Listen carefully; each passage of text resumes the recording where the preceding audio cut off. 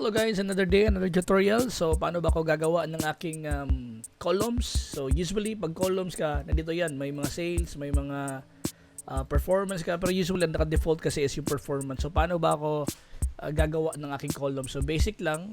Kasi para mas maintindihan ko, lalo na pag mag-run ako ng mga message campaign. So, ito yun siya. All you have to do is go to columns. Punta kayo ngayon sa columns, guys. So, yan. I don't know if I can... Yeah, punta kayo dito sa columns. Then dito sa columns, punta kayo sa customize columns. Then dito sa customize columns, may nakalagay dyan. So usually, ang tinatanggal ko dito is ito, yung mga from here, result, tanggalin ko muna yan lahat. Yan.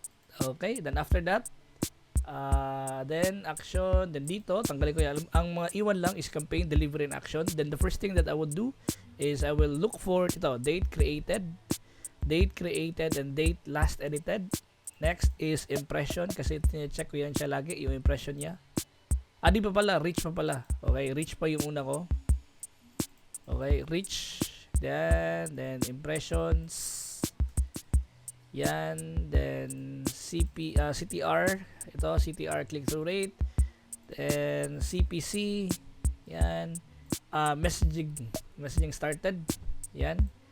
Tapos cost per result. Yan, cost per result. Tapos lagay ko dito budget. Tapos amount spent. Yan.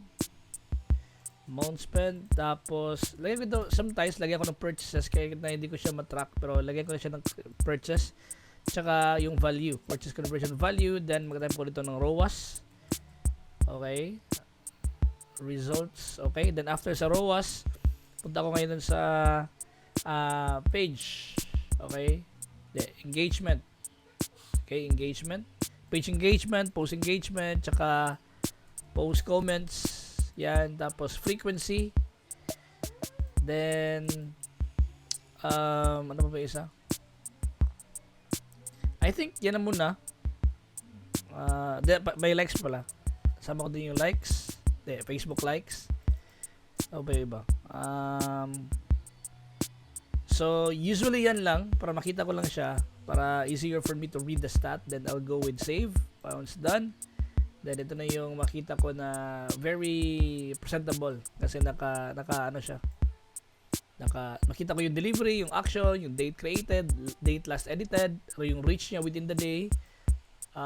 Dapat dito, hindi itong frequency nandito eh. Dapat sa baba itong frequency. So, yan, edit ko muna, tapos yung frequency is ilagay ko sa pinakababa. Yan. Arrange ko lang yan sila para maging okay. So, yan, and there you go. So, meron akong makita na okay yung arrange ko sa aking custom column. So, that's it for today, guys. Thank you for watching. Have a great one. Let's go!